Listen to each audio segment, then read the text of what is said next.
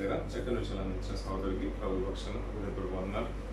మరి సదా అవకాశాన్ని అందరూ వినియోగించుకుని దయచేసి విలువైన మాటలు మరి మనకు అన్ని స్థలాల్లో చెప్పుకోవడానికి ఆసక్తి ఉండదు, నేర్చుకునే ఆసక్తి చాలా అరుదుగా దొరుకుతుంది. నేర్చుకున్న ప్రకటించే ఆస్కారం అందరికీ దొరకదు.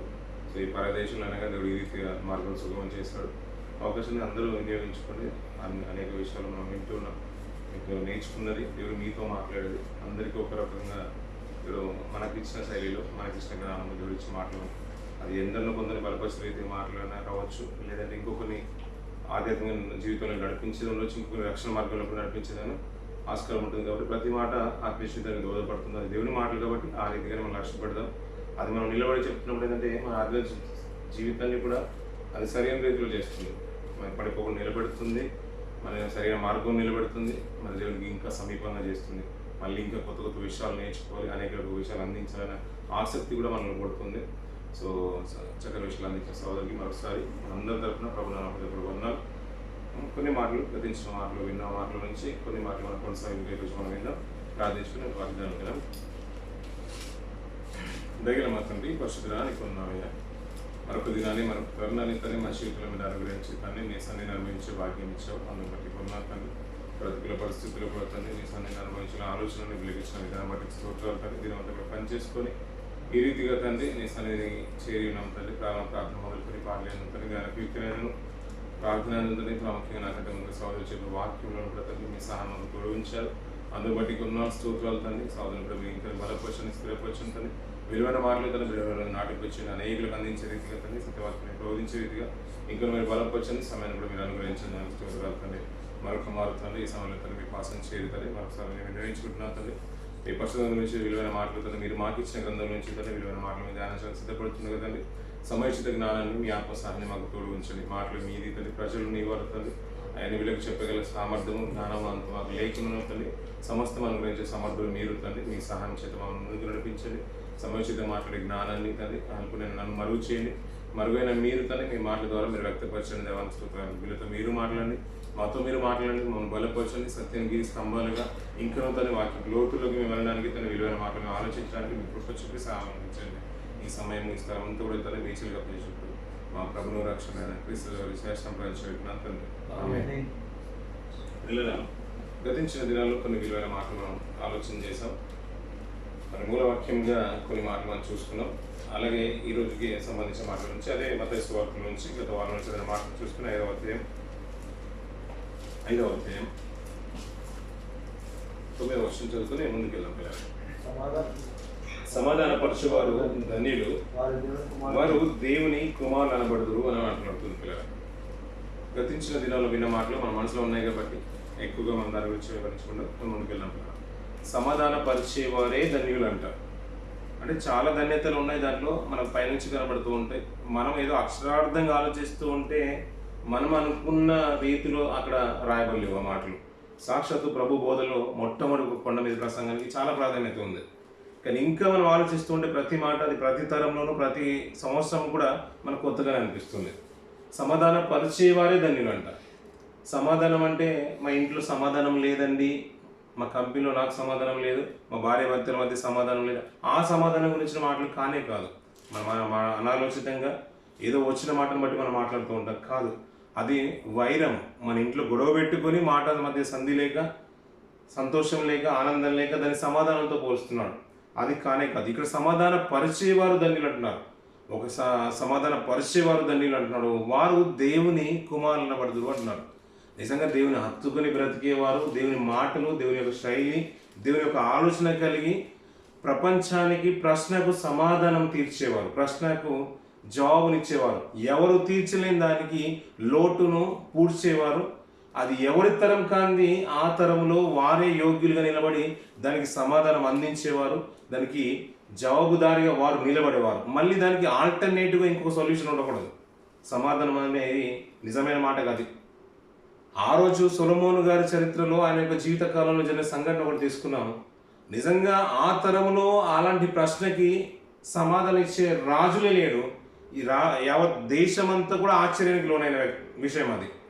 ఆ సందర్భంలో అతను తీసుకున్న నిర్ణయము, అతనికి ఇచ్చిన దేవుడు ఇచ్చిన జ్ఞానము, వివేచన ఆయన సమాధానకర్తగా ఉండునని భక్తుడు మాట్లాడిన మాట.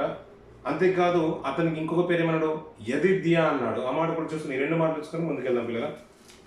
దినవృత్తాంత గ్రంథము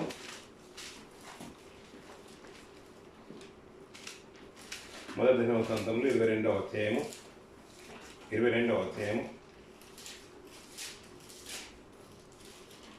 8-9 వర్షం చూసుకొని ముందుకెళ్దాం పిల్లల. 1వ దినవృత్తాంతంలో 22వ అధ్యాయము 8వ వర్షము 9వ వర్షం. యెహోవా నాకు ప్రత్యక్షమై ఇలాగ సెలవిచ్చెను, నీవు విస్తారముగా రక్తము ఒలికించి గొప్ప యుద్ధములు జరిగించిన వాడవు, నీవు నా నామమునకు మందిరమును కట్టించకూడదు, నా సన్నిధిని నువ్వు విస్తారముగా రక్తము నేల మీదికి ఓడ్చితివి. నీకు పుట్టబోవు ఒక కుమారుడు సమాధానకర్తగా నుండును. సరిపోతుంది పిల్లల. సమాధానకర్తగా ఉండును అంటే దావీదు గారి ఆలోచన ఏంటి? దేవుని మందిరాన్ని నేను కట్టాలి. లేదు నువ్వు రక్తాన్ని అనేకుల మధ్య ఒక వైరాన్ని తీసుకొచ్చేసావు. చిరుపక్కల కూడా సమాధానమే లేదు. నిజంగా సమాధానం కొరకు నిన్ను ఆశ్రయించిన వారు అరుదు. అంతటా కూడా నీ రక్తాన్ని నేల మీద ఉడికించేసావు. కాబట్టి నువ్వు కట్టాలనుకున్న మందిరం నీ చేత కాదు, నీ కుమారుడు సమాధానకర్తగా ఉండను. అతని చుట్టుపక్కల దేశాలన్నీ కూడా అతనితో సమాధానంగా ఉంటాయి. అతను సమాధానకర్తగా ఉండి ఈ మందిరం యొక్క పని నిర్మించగలుగుతాడు. నిజంగా ఆలోచించిన పిల్లరా, మనం ఏదైనా ఒకటి పని పూనుకున్నప్పుడు యథార్థంగా కష్టపడుతూ నిస్వార్థంగా ఎవరి మీద ఆధారపడకుండా తన స్వాస్థలతో సంపాదించిన ధనంతో ఒక నిర్మించింది వేరే కోణంగానే ప్రపంచం చూస్తుంది. ఈ రోజుల్లో ధనవంతులు చూడండి, రాజకీయ నాయకులు చూడండి, అప్పుడప్పుడు మనం చూస్తుంటాం పెద్ద పెద్ద బంగ్లాలు కనిపిస్తూ ఉంటాయి. మన హైవే మీద చూసినప్పుడు కానీ, ఊర్లో కానీ పెద్ద పెద్ద పట్టణాలు ఉంటాయి, ఇళ్ళాలు కానీ, ఒక బిల్డింగ్ కానీ. అది చూసినప్పుడు అనుకుంటాం కానీ ఇది కొన్నా అది కొన్నా ప్రజలు ఏమనుకుంటారు, గ్రామస్తులు కానీ మనం కూడా ఏమనుకున్నాం అంటే ఎంతమంది దగ్గర అన్యాయంగా దోచుకొని కట్టాడు అనే మాట ఆటోమేటిక్గా మనుషులకు వచ్చేసింది. కానీ కొంతలో కూడా కలిగిన దాంట్లో సమృద్ధి కలిగి ఉంటారు. నీతిమంతులు దాతృత్వం కలిగి జీవిస్తూ ఉంటారు. వారు పోగేసి ఆ పోగైన ధనాన్ని అంతా కూడా కూడబెట్టి ఒక ఇల్లు నిర్మించుకుంటారు. దాంట్లో పెద్ద బంగ్లా కంటే కూడా, ఒక బిల్డింగ్ కంటే కూడా కట్టుకున్న దాంట్లో సమృద్ధి ఉంటుంది, సంతృప్తి ఉంటుంది. ఎందుకు? నిజాయితీతోని నిస్వార్థంగా సంపాదించిన దానికి అంత ప్రాధాన్యత ఉంటుంది. అందరి రక్తాన్ని ఉడికించేసి, అందరి రక్తాన్ని చిందించేసి, అనేకులను చంపి నువ్వు నా మందిరాన్ని కడుతుంటే రేపటి దినాన నీకు కాదు అపకీర్తి, నా మందిరాన్ని తక్కువగా చూస్తారు. ఆయన ఎంతో యుద్ధాలు చేసి అన్యాయంగా చంపి మరి మందిరాన్ని కట్టాడని ఒక అపకీర్తి వస్తుంది. అది వద్దు నాకు. సమాధానంగా ఉండి ప్రశ్నకు సమాధానం ఇచ్చేవాడుగా ఉండాలి. అతనే కర్తగా ఉండాలి. అతని దగ్గర సమాధానం లేకుండా ఇంకా ఎవరు బయటకు వెళ్ళాల్సిన అవసరం లేదు. నీతో సమాధానం లేకుండా నీ యుద్ధంకి వచ్చిన వారు చాలా మంది ఉన్నారు. అలా కాదు, నీ కుమారుడు అలా ఉన్నాడు, సమాధానకర్తగా ఉన్నాడు. అతని చేత నేను కట్టించుకున్నది సాక్షాత్తు దేవుడే ఆ వాగ్దానం ఇచ్చేశాడు. అలాగే 2వ సమయంలో కూడా మాట చూసుకొని ముందుకెళ్దాం పిల్లలు. తర్వాత దినాన మనం ఎక్కడ చూడలేకపోయాం. 12వ అధ్యాయం 2వ సమయంలో 12వ అధ్యాయం 24వ వచనం చూడండి పిల్లలు. 24-25వ వచనం. తర్వాత దావీదు తన భార్య అయిన బెత్షెబాను ఓదార్చి ఆమె యొద్దకు పోయి ఆమెను కూడగా ఆమె ఒక కుమారుని కనెను. దావీదు అతనికి సొలొమోను అని పేరు పెట్టెను. యెహోవా అతన్ని ప్రేమించి నాతాను అను ప్రవక్తను పంపగా అతడు యెహోవా ఆజ్ఞను బట్టి యెదిద్యా అని అతనికి పేరు పెట్టెను అంటున్నాడు పిల్లలు. ఇందాక చూసుకున్న మాటలు ఇక్కడ ఏమవుతుంది? సమాధానకర్తగా కనిపించారు. ఎవరు? సొలొమోను గారికి నామకరణం. ఇక్కడ ఏమంటున్నాడు? సొలొమోను గారి పేరు పెట్టినా ఇంకొక పేరు ఏమన్నది? యెదిద్యా అని పెట్టినాడు. ఇంకో ప్రవక్త పంపిస్తున్నాడు. దేవుని ఆజ్ఞని బట్టి పెడుతున్నాడు పేరు. ఎందుకు ఈ మాటలో మనం మళ్ళీ నేను అండర్లైన్ చేసే రీతి మాటికి నేను రిజిస్టర్ అవుతున్నాను ఉద్దేశంతో చెప్తున్న ఉద్దేశం అంటే, సొలొమోను గారికి ఉన్న పేర్లలో సమాధానకర్తగా భావం వచ్చే మాట ఒకటి ఉంది. అంతేకాదు ఇక్కడ ఏమంటున్నాడు?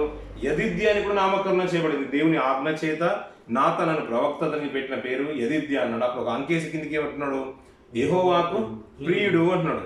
ఈ మాటలు మనసులో ఉంచుకుందాం. సమాధానకర్తగా ఉన్న సొలొమోను, అలాగే సొలొమోను అనే మాటకు యెదిద్యా అనే ఇంకొక పేరు ఉంది. ఆ యెదిద్యా అనే మాటకు యెహోవాకు ప్రియుడుగా అంటున్నాడు. ఈ మాటలన్నీ కూడా మనసులో ఉంచుకుంటే దావీదు గారితో దేవుడు చేసిన ప్రమాణం ఎలా ఉందంటే, వాగ్దానం ఎలా ఉందంటే, అయ్యా నీవు బ్రతికిన తీరును బట్టి నీకు మందిర నిర్మాణంకే నీకు అవకాశం ఇవ్వట్లేదు, కానీ నీ తరంలో వచ్చే నీ కుమారునికి ఆ మందిర నిర్మాణం చేసే ఆధిక్యతను ఇస్తున్నాను. అంతేకాదు నీ బ్రతికిన తీరు ఎలా ఉందంటే నా చిత్తాన్ని నెరవేర్చేసావు, నా ఉద్దేశాలన్నీ కూడా నువ్వు సఫలపరిచేసావు. దేవుని ఉద్దేశాలు ఇంట్లో ఉన్న భార్య భర్త ఉద్దేశాలు సఫలపరచపోవచ్చు, ఎందుకంటే బ్రతుకాలం అంతా కూడా అది మాత్రం నాకు చేయలేవని ఏ రోజున అనొచ్చు. భర్త కూడా భార్యని ఏదో అనొచ్చు, నాకు ఆ రోజు అడగను కానీ ఆ రోజు మాత్రం వంట చేయలేదని అనొచ్చు. పిల్లలు కూడా అనొచ్చు తండ్రిని అన్నీ ఇచ్చావు కానీ అది మాత్రం ఇవ్వలేదని. మనకు కూడా అనొచ్చు బాస్ని, అంటే మన కంపెనీలో ఉన్నవాడిని కూడా నేను ఆ రోజు ఇంక్రిమెంట్ అయితే నువ్వు ఇవ్వలేదు, నన్ను ఆ పొజిషన్ అడిగాను, ఆ పొజిషన్ కాకుండా నన్ను వేరే డ్యూటీలో పెట్టినావని. ఇలాంటి ఎన్నో మాటలు ఉంటాయి. ఏదో లోటు అనేది కనబడుతుంది, కానీ దేవుని చిత్తాన్నంట దేవుని యొక్క ఉద్దేశాలన్నీ దావీదుగా నెరవేర్చేస్తానంట పిల్లలు. అది బహు కష్టతరమైంది. అలాంటి ఆయన అన్ని నెరవేర్చిన ఆయన యొక్క మామూలుగా మరి దేవుడు అన్ని ఉద్దేశాలు నెరవేర్చేశారు కదా, ఊరికి వెళ్ళిపో చలో నీకు పరలోకం ఇచ్చేస్తానని మాట కాదంట. అక్కడ ఆయన ఉద్దేశాలన్నీ కూడా నెరవేర్చేశారు కాబట్టి, ఆయన చిత్తాన్ని ఆయన సంకల్పాన్ని తూచా తప్పకుండా పాటించాడు కాబట్టి నీ తర్వాత నీ సంతానం నుంచే యూద రాజ్యాన్ని వెళ్తారు. అది మహాభాగ్యం, అది చిన్న మాట కాదు. నిజంగా చెప్పాలంటే మామూలుగా ఈ రోజున్న షేక్స్లు ఈ రూలర్లు ఉన్నారు కదా, వాళ్ళ కుమారుడే రావాలి.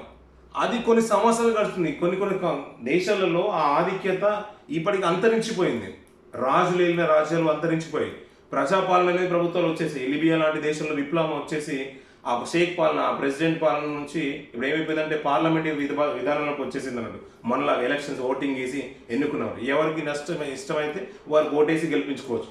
కానీ ఒక కుటుంబం నుంచి రాజులు వస్తున్నారు, మళ్ళీ వచ్చే తరంలో షేక్ వాళ్ళ కుమారుడు రావాలంటే అది అందరూ ఆమోదించి మాట కాదు. అది అన్నీ వారికి కావాల్సిన ఫెసిలిటీస్ అన్నీ ఇస్తేనే వారు ఆమోదిస్తారు. అయినా దావీదు దగ్గర ఆధిక్యత చూడ, ఆయన చేసిన పనిని బట్టి, స్థితిని బట్టి, బ్రతుకు తీరుని బట్టి, దేవుడి ఉద్దేశాలు నెరవేర్చిన విధానం బట్టి నిజంగా రాజు అంటే ఇలా ఉంటాడో పశ్చాత్తాప విధానం ఉంటుంది, యుద్ధంలో ప్రావీణ్యత ఉంటుంది, గేయాలు పాడే విషయంలో కానీ, నా ధర్మశాస్త్రాన్ని ప్రకటించే విషయంలో కానీ, దివరాత్రి దాన్ని ధ్యానించే విషయంలో కానీ నాకంటూ ఒక తృష్ణ కలిగిన వ్యక్తి ఎవరైనా ఉన్నట్టే ఇక దావీదు లాంటి వారే నిజంగా ఒక భక్తుడని గొప్పగా అతని గురించి చెప్పేశాడు. రాత్రి వెళ్తున్నా పాటలు పాడుకుంటూ వెళ్ళేవాడు, ఎక్కడ బస చేసినా నీ కీర్తనలే నాకు గేయాలు అయ్యే, రాత్రి నా బస్సులో కూడా నేను పాటలు పాడుతున్నానని గొప్పగా మాట్లాడుతుంటాడు.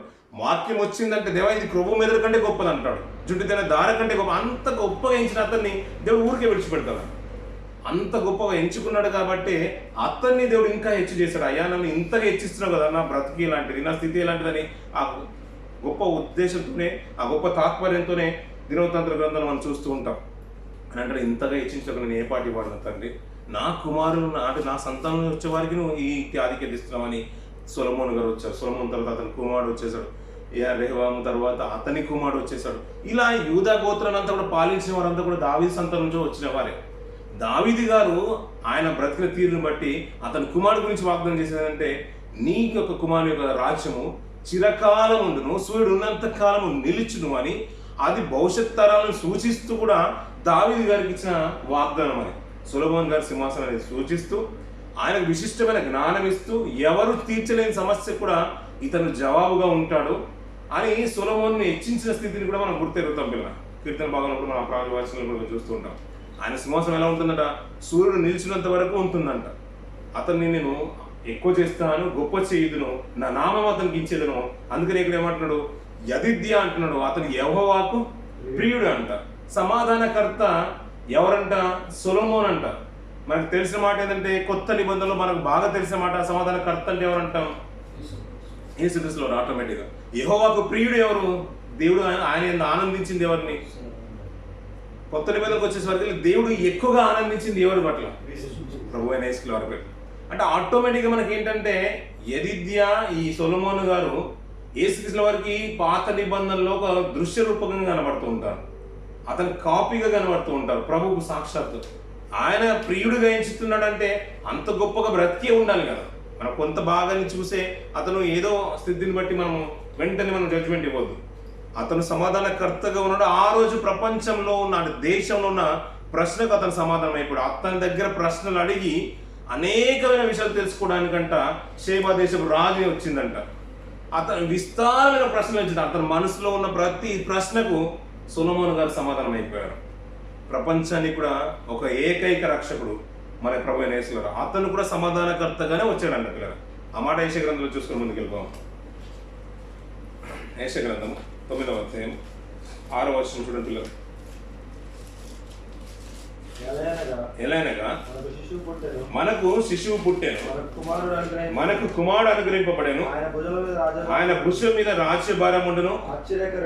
ఆశ్చర్యకరుడు, ఆలోచనకర్త, బలవంతుడైన దేవుడు, నిత్యుడగు తండ్రి, సమాధానకర్తయగు అధిపతి అని అతనికి పేరు పెట్టబడును అంటున్నాడు.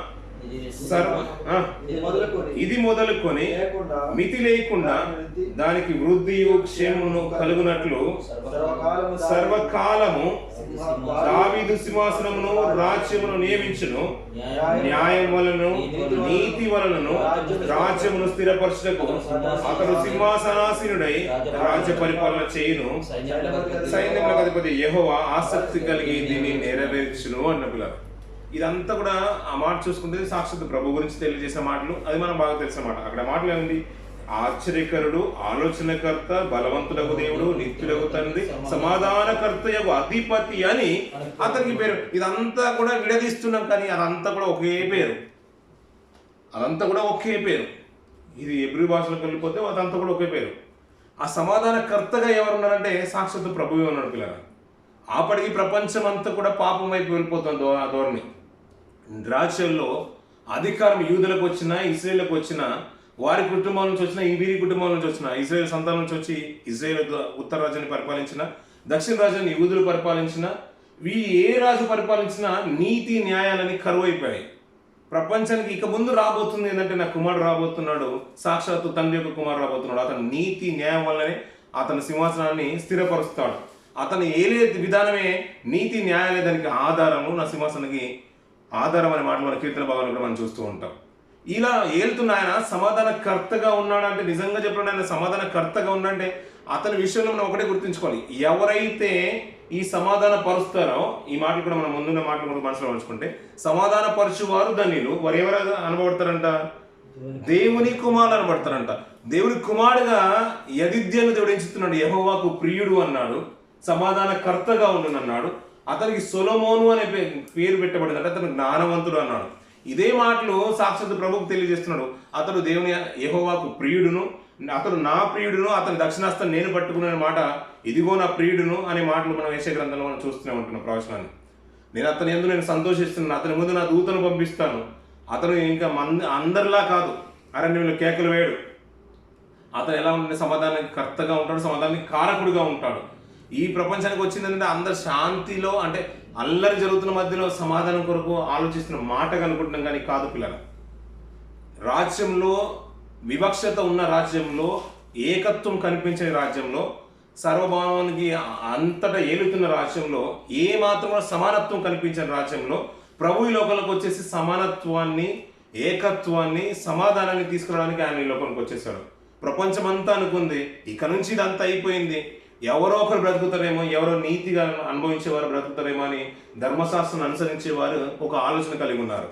మేము 10 ఆజ్ఞలు పాటిస్తున్నాము, ధర్మశాస్త్రం అంతా కూడా నెరవేర్చినట్టే మాకే దొరుకుతుందేమో ఆ నిత్యత్వము, మిగతా ప్రపంచం అంతా కూడా నాశనం వైపు వెళ్ళిపోతుందేమో అని, దీనికి సమాధానం ఎక్కడి నుంచి వస్తుంది, దీనికి ఎవరు తీరుస్తారని ఒక యూద జాతి కూడా, దేవుని ప్రసంగమైన ఇశ్రాయేల్ జాతి అంతా కూడా ఆ రీతిగా ఆలోచిస్తుంది. మిగతా జనులేమో పరజనులుగా ఉన్న మిగతా జనాంగం అంతా కూడా, అన్యులుగా ఉన్న జనాంగం అంతా దేవుడు అంటేనే తెలియదు, సమాధానం అంటే కూడా తెలియదు. వారి జీవితాలకు శాంతే కరువు అయిపోయింది. ప్రపంచం అంతా వేరే కోణంలో ఉంది. దీనికి నిజంగా ఎక్కడి నుంచి వస్తుంది ఈ ప్రశ్నకు సమాధానం? మరణం ఏలుతుంది, దీని తర్వాత ఒక అంతం ఉంది, దాని నుంచి విముక్తి చేసే రాజు ఎక్కడున్నాడు, మాకు నాయకుడు ఎక్కడున్నాడు, ఇది ఎలా జరుగుతుంది? నిజంగా ఇది అంతా ఒక ఆశ్చర్యంగానే జరగబోతుంది. ఇది మన ఆలోచన కూడా అందంది. ఇది అంతా కూడా, ఈ భారం అంతా కూడా ఎవరు మోయాలి? ఆ భారం అంతా కూడా, అది రాజ్య భారం అంతా కూడా ఆయన భుజస్కంధాల మీద వేసుకొని ఆశ్చర్యకరంగా, ఆలోచనకరంగా, నిజంగా ఒక బలవంతుడు తండ్రి తన ఒక ఆధిక్యతనంతా కూడా తన కుమారు భుజస్కంధాల మీద పెట్టి ఈ లోకానికి పంపించేశాడు. ఆయన ఈ లోకానికి వస్తూనే అద్భుతమైన విషయాలు అందించేశాడు. ప్రపంచమంతా కూడా మరణంకి బానిసం అవుతూ ఉంటే ఆ మరణం నుంచి విడుదలకు అనుగ్రహించడానికి అతను సమాధాన కారకుడు వచ్చేసాడు. ఆ ప్రశ్నకు సమాధానంగా ప్రభు నిలబడ్డాడు. ఇక నుంచి ఆ మరణం సైతము ప్రశ్నించినా కానీ అతనిని చూసి నేర్చుకోవాలి. ఇప్పుడు మరణం సైతం అతను చూసి భయపడిన రోజుల్లోకి మనం వెళ్ళిపోయాం. ఈస్టర్ దినాలు మనం చూసుకున్నాం కదా. నిజంగా అతను ఒక ప్రశ్నకు సమాధానంగా నిలబడ్డాడు. ప్రపంచం అంతా కూడా మోక్షం ఎక్కడ దొరుకుతుందని అతను వెతికి అయ్యా జ్ఞానం కావాలన్నా కానీ దేశాలన్నీ కూడా వెతికే గ్రీసు దేశస్తులు సైతము వారికి ఉన్న ఒక మేధశక్తి ఏంటంటే జ్ఞానాన్ని వెతకడమే వారికి ఉన్న ఆలోచన. గ్రీసు దేశస్తులకు ఎక్కడ ఉన్నా వారి జ్ఞానము అక్కడికి పరుగులు ఎత్తుతుంటారు. అలా వెతుకుతూ సాక్షాత్తు ప్రభు దగ్గరికి కూడా వచ్చేస్తారు. అయ్యా నేను చూడాలనుకున్నా, నన్ను నేను చూస్తాను, నేను తిరిగి లేవబోతున్నాను, ఆ రోజు రమ్మను, ఆ ప్రశ్నలన్నిటికీ నేను సమాధానం అవుతానని ప్రభు చెప్పిన మాట మనకు బాగా తెలుసు. యోహాను సువార్తలో పిలుపుతో అంటారు, గ్రీసు దేశంలో వచ్చారయ్యా అతను చూపించమనంటే లేదా పిలుపు ఎందుకు చెప్తున్నాడు, పిలుపు కూడా గ్రీసు దేశస్తుడే, అక్కడి నుంచి వచ్చిన రక్షణ పొందుకున్న వ్యక్తి. ఆయనతో చెప్తుంటే ఈ రోజు చూస్తే ఏం ప్రయోజనం, గోధుమ కింద చచ్చి తిరిగి బ్రతుకుతుంది కదా, అలాగే నేను పునరుత్థాన దినం ఒక రాబోతుంది, ఆ రోజు నన్ను చూడమను, వారికి ఉన్న ప్రతి ప్రశ్నకు నేనే సమాధానం అవుతానని ప్రభు చెప్పిన మాటలు కూడా మనకు బాగా సుపరిచితమే పిల్లరా. ఈ లోకమంతటి కూడా మోక్షం వైపు వెతుకుతున్నప్పుడు మోక్షం దొరకలేని తరుణంలో కొన్ని వేల సంవత్సరాలకు నిరీక్షణకు ప్రతిఫలం ప్రభు పిల్లరా. మంచి మాట చూసుకొని ముగించేద్దాం పిల్లరా. అదే మాటకి మనకు చివరి ఆ మాట ఎఫెసీయుల రాసిన పత్రిక మూలమైన మాట 2వ అధ్యాయం. ఎఫెసీయుల రాసిన పత్రిక 2వ అధ్యాయం 11 నుంచి చదువుకుంటే అద్భుత రీతిగా ఉంటుంది కదా. 11 నుంచి చదువు. కాబట్టి మునుపు శరీర విషయంలో అన్యజనులై ఉండి శరీరమందు చేతితో చేయబడిన సున్నతి గలవారు అనబడిన వారి చేత సున్నతి లేని వారు అనబడిన మీరు అనే మాట చూడండి పిల్లలు. ఆ కాలంలో రెండే ప్రాచుర్యమైనది, ఒకటి సున్నతి, ఒకటి సున్నతి లేని. సున్నతి గలవారేమో దేవుని ప్రసంగం అనుకునేవారు, సున్నతి లేని వారేమో అన్యజనంగా అనుకునేవారు. వారి గురించి నిజంగా అద్భుత రీతిగా తనదైన శైలిలో రాస్తున్న పౌలు గారు. చూడండి పిల్లలు, మునుపు శరీర విషయంలో అన్యజనులే ఉన్నారంట, శరీర విషయంలో అన్యజనులు ఉన్నారంట. అన్యజనులు ఎవరయ్యా అంటే శరీరం అందు సున్నతి చేయబడితేనేమో దేవుని ప్రసంగము, సున్నతి లేకపోతేనేమో శరీర విషయంలో అన్యజనులు. ఇప్పుడు దానికి సమాధానం ఎక్కడికి రావాలి? ఇప్పుడు ఒకప్పుడు ఈ వీరెవరు ఇశ్రాయేలు అందరూ కూడా గొప్పలు అనుకుంటారు, సున్నతి మాకుంది కాబట్టి మేమే దేవుని జనాంగము, మేమే ఆ పరలోక రాజ్యాన్ని మనం సత్యం తీసుకుంటాం, ఆ స్వర్గాన్ని మేమే వెళ్తాం. మిగతా ప్రపంచం అంతా కూడా ఎక్కడికి వెళ్ళిపోతుందంటే పాపం వైపు వెళ్ళిపోతుంది, నరకం వైపు వెళ్ళిపోతుందని వీళ్ళు ఒక అపోహ ఉంది. మరి దీనికి మార్గం ఎక్కడిది? ఈ ప్రశ్నకు సమాధానం ఎవరు ఇవ్వాలి? ప్రపంచానికి మోక్షం అనేది తనదారిలో వస్తుందని ఎవరు చెప్పాలి? ఇది కాదు ఇప్పుడు దేవుని ప్రజలే పొందుకుంటారంటే మరి మిగతా అన్యజనాంగం అంతా కూడా ఏమైపోవాలి? నీతిగా బ్రతికే వారు దాంట్లో కూడా ఉన్నారు కదా, మనం చూస్తుంటాం కదా. కొర్నేలు కూడా మనం నీతి మంత్రుడే కదా, బహు ధర్మ కార్యాలు చేసినారు. మరి ఇప్పుడు అతనికి రక్షణ రావాలంటే మరి ఏం చేయాలి? ఆ విషయాన్ని కూడా ఎత్తి చూపుతూ మాట్లాడుతున్నాం. మునుపు శరీర విషయంలో శరీరమందు మీరు అన్యజనులై ఉంటుంది, ఎందుకంటే సున్నతి ఒకటి ఉంది, సున్నతి లేదు అనే వారు ఉన్నారు కాబట్టి వారి గురించి తెలియజేస్తూ లేని వారనబడిన మీరు ఆ కాలమందు ఇశ్రాయేలుతో సహపౌరులు కాక పరదేశులను, వాగ్దాన నిబంధనలు లేని పరజనులను, నిరీక్షణ లేని వారును, లోకమందు దేవుడు లేని వారై ఉండి ఉంటిరని మీరు జ్ఞాపకం చేసుకోండి అంటున్నాడు. ఆ కాలం అందంటే ఎలా ఉన్నారంటే దేవుడు లేని వారు ఉన్నారంట. ఏదో విగ్రహాలు పెట్టుకుని పూజిస్తున్నారంటే పూజిస్తున్నారు, నిజమైన దేవుడు ఏంటో వారికి తెలియదు. అలాంటి వారు అన్యులుగానే కొలవబడ్డారు, వారికంటే సున్నతి కూడా లేదు. ఎవరైతే సున్నతి కలిగి ఉన్నారో నిజమైన దేవుడు యెహోవా అని వారు పూజించేవారు. వారు ఇజ్రాయేల్గా అన్నారు. అయ్యా మీరు ఇజ్రాయేల్గా మీరు పరిగణలోకి తీసుకునే వాళ్ళు లేరు, ఎందుకంటే మీరు పరదేశులుగా లేరు. మీరు ఎక్కడేమో మాట చూడండి పిల్లరా, పరదేశులను సహపౌరులు కాక పరదేశులను, వాగ్దాన నిబంధనలని పరజనులను, నిరీక్షణ అంటూ ఒకటి మీకు లేదు, మీరు నిరీక్షణ లేని వారుగా ఆ లోకంలో ఆ కాలంలో మీరు బ్రతికేశారయ్యా. ఇప్పుడు క్రీస్తును అన్నట్లు క్రీస్తుకు దూరస్తులై ఉంటుంది, మీరు జ్ఞాపకం చేసుకోండి. అయినను మునుపు దూరస్తులైన మీరు ఇప్పుడు క్రీస్తు యేసునందు క్రీస్తు రక్తము వలన సమీపస్తులై ఉన్నారు అంటున్న పిల్లలు. ఒకప్పుడు మీరు అన్యులుగా బ్రతికేశారు, సున్నతి లేని వారుగా బ్రతికేశారు, పరజనులు ఉన్నారు, నిరీక్షణ లేని వారు ఉన్నారు. ఇప్పుడు వీరందరైనా కానీ ఇప్పుడు ఒక ఆస్కారం ఉంది, ఒక బెటర్ చాయిస్ ఏంటంటే, ఒక లక్కీ అవకాశం ఏంటంటే దీని కనుక ప్రభువుని కనుక అంగీకరించి ప్రభువులకు వచ్చిందంటే నిరీక్షణ ఏంటో మనకు తెలిసిపోతుంది, మీ పాపాలకు ప్రాయశ్చిత్తం కలుగుతుంది, రక్షణ ఏంటో తెలుస్తుంది. అంతేకాదు మీరు మాతో పాటు ఏకమైపోతారు. ఇంకా కిందికి అద్భుతమైన మాటలు అంటారు చూడండి పిల్లలు. ఆయన మన సమాధానం అయ్యి ఉండి అంటున్నాడు. ఇప్పుడు మనకు అన్నిటి కూడా అంటే ఆయన మన సమాధానం అయి ఉండంటే పౌలుగా చెప్తున్నది అంటే నేను హెబ్రీయుని కదా, నేను ఇజ్రాయేల్ని కదా, నేను యూదుని కదా, నేను ఇప్పుడు సున్నతి గలవాన్ని కదా, ఇప్పుడు మాకు మీకు మీరు వేరు కదా. ఎఫెసీ సంఘానికి చెప్తున్నాడు, అనే జనంగా అందరికీ చెప్తున్నారు. మీరు క్రీస్తుని ఒకవేళ మీరు సమీపిస్తూ ఉంటే ఇప్పుడు ఆయన ఏంటంటే మన ఇద్దరి మధ్యలో నవ్వాయిలో దూరం చేసి ఇప్పుడు మనల్ని సమీపస్తులుగా చేస్తున్నాడు. మన సమాధానమై ఉండి అంటున్నాడు. ఇప్పుడు మన ప్రశ్నలన్నిటికీ అతను సమాధానమై ఉండి, ప్రభు సమాధానమై ఉండి మీకును మాకును ఉండిన ద్వేషమును అనగా విధి రూపకమైన ఆజ్ఞలు గల ధర్మశాస్త్రమును తన శరీరమును కొట్టివేయట చేత మధ్య గోడను పడగొట్టి మన ఉభయములను ఏకము చేసెను అన్నాడు. ఆ గోడలు ఉన్నాయి చూసారు, ధర్మశాస్త్రం కలిగి ఉన్న వారే ఇశ్రాయేలు, వారే దేవుని స్వాతంత్రించుకుంటారు, దేవుని రాజ్యం అనుభవిస్తారు. అంతేకాదు దేవుని కుమారులు వారే అనుభవింపబడతారు, వారే దేవుని ప్రజలు, దేవుని పిల్లలు అనే ఒక నిబంధన ఏదైతే ఉందో ప్రభు ద్వారా ప్రభువును సమీపిస్తున్న మీరు ఆయన రక్తం వలన మనందరికి ఇప్పుడు ఏంటంటే సమాధానం వచ్చేసింది. దానికి మన ప్రశ్నలన్నిటికీ సమాధానం వచ్చేసింది. అయ్యా నేను వారితో పాటు ఆ నిత్యత్వంలో నేను ఉండాలనుకున్న ఆశ అనేకులకు ఉండొచ్చు, కానీ మార్గం అనేది ఆ రోజులో లేకుండా అయిపోయింది.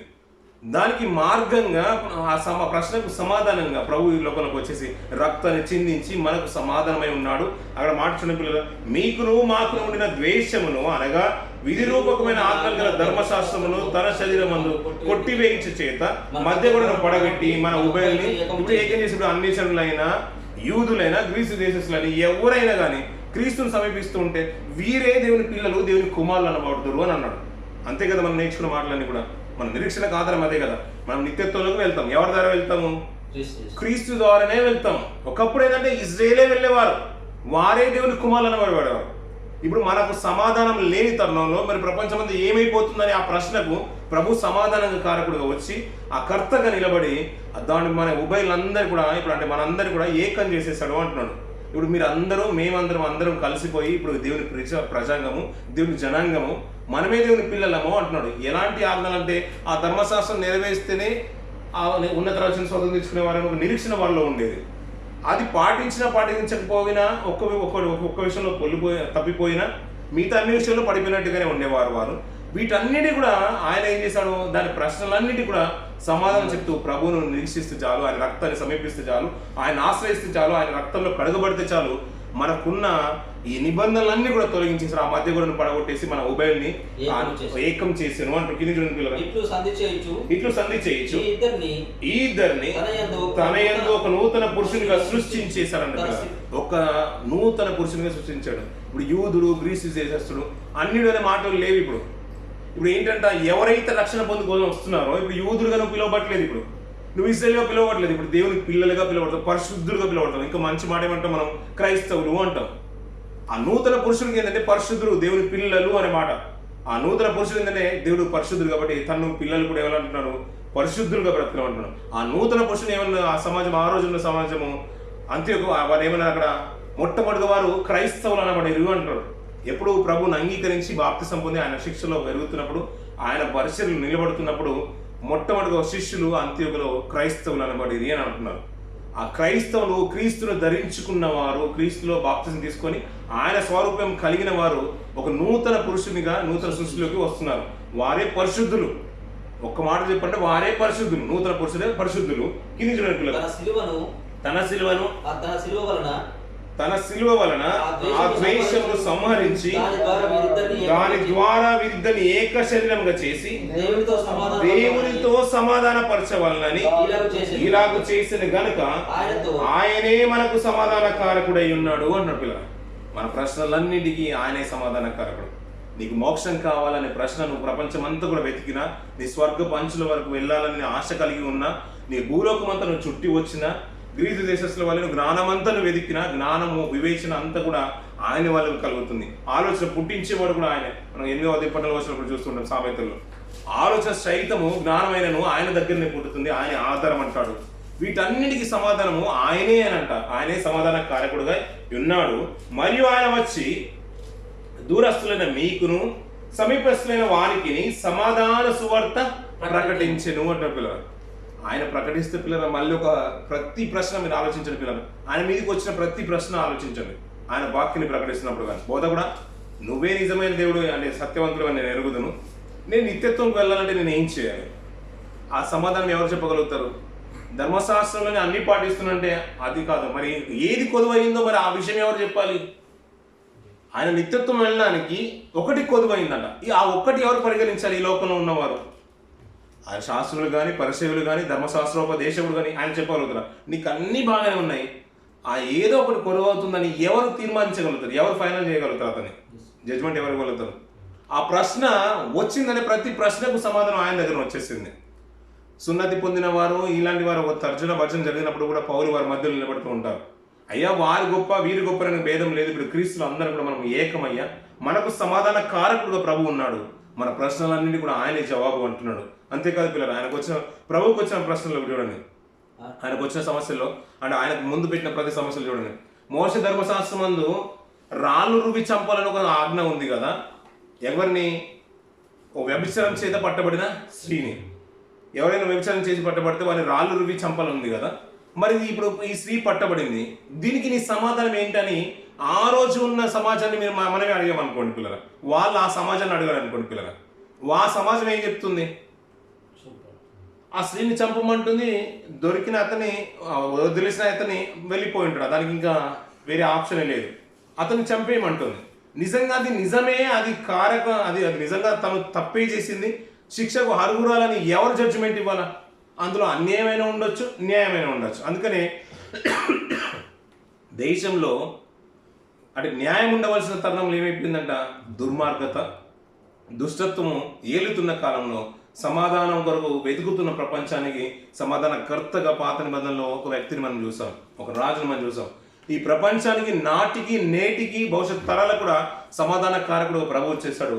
ఆ ప్రతి సమస్యకు ఆయన పరిష్కారం తీసుకొచ్చేసాడు. వెయ్యండి, వేసేవారు ఎవరు? పాపం లేని వారైతేనే వెయ్యండి. మళ్ళీ ఇంకొక ప్రశ్న రాలేదు మళ్ళీ అతను చెప్పిన సమాధానానికి.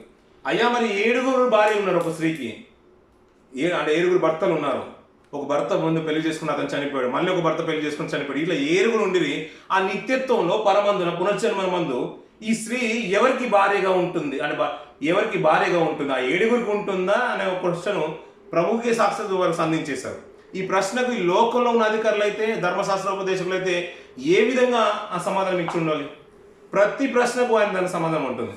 అయ్యా పునర్జన్మ మందు పెళ్లిళ్ళకి చేసుకోరు, పెళ్లిళ్ళకు ఇవ్వబడరు. అక్కడ ఎలా ఉంటారంట? దేవతల వలె ఉంటారంట. అయ్యా కైసరు సుంకం చెల్లించి మనం వచ్చేస్తారు కదా, మరి సుంకం చెల్లిస్తారా లేదా మీ అధిపతి, మీ నాయకుడు? ఒకసారి వెళ్ళి మీ గురువు దగ్గరికి వెళ్ళి అడుగున్నప్పుడు పేతురు గారు వచ్చేస్తారు, అయ్యా మరి సుంకం కొరకు వాళ్ళు అడుగుతున్నారంటే మరి సుంకం చెల్లించాలంటే వద్దంటారా? చెల్లించాలంట. మరి సుంకం తీసుకురావాలంటే మరి కష్టపడాలి, ఎవరి దగ్గర దోచుకొని తీసుకొని రాలేదు కదా. ఆయనకున్న ఆలోచన మీద శక్తి చూడండి. ఎక్కడ ఏముందైనా ప్రతి సమస్యకు ఆయన తీసుకునే విధానంలో కూడా ఉంటుంది. మరి ఇప్పుడు వాళ్ళు అంటున్నారు కదా మరి కైసరికి ఇవ్వాలా వద్దంటే నాణ్యానికి ఇరువైపులా చూపించేశాడు. ఆ నాణ్యానికి ఏమున్నది? ఒకవైపున కైసరు బొమ్మ ఉంది, ఇంకో వైపున దేవుని ఆకారం ఉంది. దేవునికి ఇవ్వమన్నాడు, కైసరికి ఇవ్వమన్నాడు. ఆయన దగ్గరికి వచ్చిన ప్రతి ప్రశ్నకు ఈ సమాధానం లేదు అనే తరుణం మనకు కనిపించదు. అతని హేళన చేసి దుష్కార్యంగా ఒక సూచక్రియలు వెతికినప్పుడు మాత్రమే అతను అంటే వచ్చిన ప్రశ్నకు ఏ రీతిగా ప్రశ్నిస్తే ఆ రీతిగా అతను జవాబు ఇచ్చిన సందర్భాన్ని మనం చూస్తూ ఉంటాం. వారు హేళనకరంగా మాట్లాడుతున్న తరుణంలో అయ్యా మరి ఏం చేయమంటే మాకు సూచక్రియలు కావాలన్నప్పుడు నినివే అంటే ఆ పట్టణంలో ఉన్న సందర్భం యోనా గురించి సూచన క్రియ మీకు బాగా తెలుసు కదా. అంతకు మించి మీకు సూచక్రియలు ఏం కావాలి? అదే సూచక్రియ అని అన్నాడు. మీకు ఇంకా మళ్ళీ సూచక్రియలు ఉండవు అన్నాడు. ఇంకా సూచక్రియలు అడిగే వారికి అద్భుతాలు చేసి మరి ఆయన ఒక సూచక్రియ ప్రపంచం ముందు నిలబడిపోయాడు. ఎందుకంటే కన్యక గర్భన ఒక కుమారుడు రావడం ఏంటి పిల్లలు, అదే ఒక సూచక్రియ అనుకున్నాడు. ప్రతి ప్రశ్నకు ఆయన సమాధాన కారకుడు ఉన్నాడు. అన్వేషణ అంతా కూడా ఏమైపోతుందంటే వారిలో సైతం నీతిమంతులైన సైతము రక్షించుకోవడానికి ఆయన మధ్యలో మన మధ్యలో సమాధాన కారకుడుగా నిలబడి మన ఉభయుల్ని ఏకం చేసి ఇప్పుడు దేవుని ప్రజంగా అతను నిలబెట్టి పరిశుద్ధులని ఒక నామని మనకిచ్చి క్రైస్తవులుగా ప్రపంచంలో నిలబెట్టేసిన పిల్లలు ఆయన. అందుకని సమాధాన సువార్త ప్రకటించిన పిల్లలు ఆయన ద్వారానే మన ఉభయులను ఒక ఆత్మయందు తండ్రి సన్నిధికి చేరగలిగినాము అంటున్న పిల్లలు. మనం అందరూ కూడా ఆయన సన్నిధికి చేరగలిగే భాగ్యాన్ని ఎవరు ఇచ్చారంటే మన అన్నిటి ప్రశ్నలకు, ప్రపంచం తీరని ప్రశ్నలు అన్నిటి కూడా ఆయన సమాధానకర్తగా ఉండి అన్నిటికీ సమాధానపరిచి మనకు కారకుడు అయ్యాడు పిల్లలు. మరణం ఉందయ్యా, మరణాన్ని జయించాలంటే ఆ ప్రపంచంలో తీరని ప్రశ్నకు ఆయనే కారకుడు అయ్యాడు పిల్లలు. మరణ సహితము జయించి ఆ పాతల సంఖ్యలు కూడా విడిపింపుచ్చుకొని బండను బద్దలు చేసి 3వ దినం మృత్యుంజడగా లేచి ఆ ప్రశ్నకు సమాధానం నిలబెట్టేశాడు పిల్లలు. ఇంకా కన్యక కనగలదంటే కన్యక సైతం గర్భం దాల్చే రీతిగా ప్రభు ఆశ్చర్యక్రియలు చేసి ఆ ప్రశ్న కూడా సమాధానం నిలబెట్టేశాడు పిల్లలు. గలిలియలో ఏదైనా మంచి వస్తుందంటే ఆ గలిలియ వాసులుగా వచ్చి గలిలియ నుంచి మంచి అంటే ఏదైనా ఉందంటే ప్రభువే మంచివాడు అని ఆ పేరును గాంచిన పుణ్యాత్ముడు పిల్లలు. ప్రతి ప్రశ్నకు అతను సమాధానంగా ఉన్నాడు. ఇంకా జ్ఞానం అయినా ఆయన దగ్గర ఉన్నాడు, ప్రతి సమాధానమైన కానీ ఈ లోకంలో ఇంక ఎవరి దగ్గర కూడా దొరకనిది ఆయన అన్నిటికీ ఆధారభూతుడు, అన్నిటికీ కారణభూతుడు పిల్లలు. ఇంకా అంత గొప్ప ఆధిక్యత పాత నిబంధనలో దావీదు కుటుంబంలో వచ్చేసిన సొలొమోనుకి ఇచ్చేశాడు. సమాధాన కారకుడుగా, సమాధానకర్తగా, యెహోవాకు ప్రియుడుగా అన్నాడు పిల్లలు. ఆ వారే దేవుని కుమారుడు అనబడుతున్నాడు. ఆ దేవుని కుమారుడే సాక్షాత్తు ప్రియ కుమారుడుగా ఈ లోకంలోకి వచ్చేసాడు పిల్లలు. ఆయన ప్రతి తరుణంలో ఈయన నేను ఆనందిస్తున్నాను, ఈయన నా ప్రియ కుమారుడని దేవుడే సాక్షాత్తు పలుకుతున్నాడు పిల్లలు. ఆయన ప్రతి ప్రశ్నకు సమాధానంగా నిలబడ్డాడు కాబట్టి దేవుని కుమారుడుగా నిలబడుతున్నాడు పిల్లలు. అలాంటి ఈ రోజుల్లో ఉన్నవారు సమాధాన సువార్త ప్రకటించే వారి పాదములు ఎంతో సుందరములు అంటాడు. సమాధాన సువార్త ఈ లోకంలో ఉన్న ప్రతి ప్రశ్నకు చాలా మంది అంటారు కదా, అన్ని దగ్గర చాలా క్వశ్చన్స్ ఉంటాయి. ప్రతి సమస్యకు నీవు కనుక పరిష్కారంగా నిలబడితే ప్రభు వాక్యాన్ని బట్టి నువ్వు కనుక సమాధాన సువార్తను ప్రకటించి ఇంకొకరిని సన్నిధికి తీసుకుని వచ్చినట్లయితే ఆ నరకంకి వెళ్ళే వాడిని ఇందాక మనం విన్న మాటలు అలవీలమైన మాటలు పిల్లలు, ఆ సువార్త భారాన్ని నీ భుజస్కంధాల మీద వేసుకొని ఆ సమాధాన సువార్తను అనేకలకు అందించి వారికి ఉన్న ప్రతి ప్రశ్నను వాక్యానుసారంగా నువ్వు తీర్చగలిగితే నిజంగా నువ్వు దేవుని ధన్యుడివి, నువ్వు దేవుని కుమారుడుగా పిలువబడతావు. ఎవరయ్యా అంటే నిజంగా వీరు గొప్పోళ్ళండి, దేవుని పిల్లలండి, నువ్వు దేవుని పిల్లలంటే ఇలా ఉంటారని ఒకరు గుర్తెరిగే రీతిగా మన ప్రతి ప్రశ్నకు మన సమాధానం బ్రతుకులు మనం కలిగి ఉండాలి పిల్లలు. ఆ రీతిగా మనం కలగడానికి మనం ప్రయత్నం చేద్దాం. ఈ కొద్ది మాటలు దేవుడు దీవించి ఆశ్రయించును గాక. ఆమేన్. మోకరిల్లిన పిల్లలు ప్రార్థన చేసుకొని